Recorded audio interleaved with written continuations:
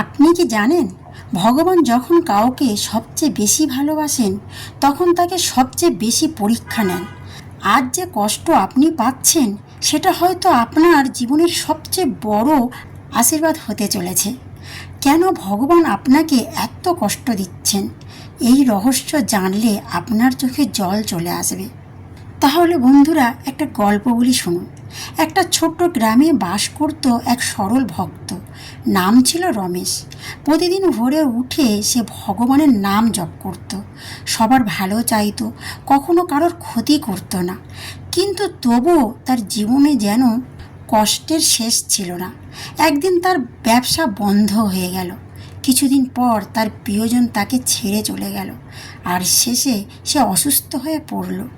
রমেশ আকাশের দিকে তাকিয়ে কাঁদতে কাঁদতে বললেন, হে ভগবান, আমি তো সবসময় তোমার নাম নিচ্ছি, তবুও তুমি আমাকে এত কষ্ট দিচ্ছ কেন? সেই রাতে স্বপ্নে ভগবান তার সামনে এলেন। ভগবান মৃদু হেসে বললেন, রমেশ, তুমি কি জানো, সোনা যত বেশি আগুনে পড়ে ততই খাঁটি হয়। রমেশ অবাক হয়ে বলল, তাহলে কি আমার এই কষ্ট কোনো উদ্দেশ্য নিয়ে? ভগবান বললেন, হ্যাঁ, তোমার জীবনে যে কষ্ট আছে তা তোমাকে শক্তিশালী, সহনশীল এবং পরিপূর্ণ মানুষ বানানোর জন্য। কষ্ট ছাড়া কখনো সত্যিকারের সুখের মূল বোঝা যায় না। যে মানুষ ভেঙে পড়ে না, সে একদিন সবচেয়ে বড় শক্তি হয়ে ওঠে। ভগবান কখনো তোমাকে শান্তি দেন না, তিনি তোমাকে তৈরি করেন। পরের দিন সকালবেলা রমেশ নতুনভাবে জীবন শুরু করলো। সে বুঝে গেল তার কষ্ট কোনো অভিশাপ নয়, বরং একটা শিক্ষা। কিছুদিন পর তার জীবনে ধীরে ধীরে সব ঠিক হতে লাগলো।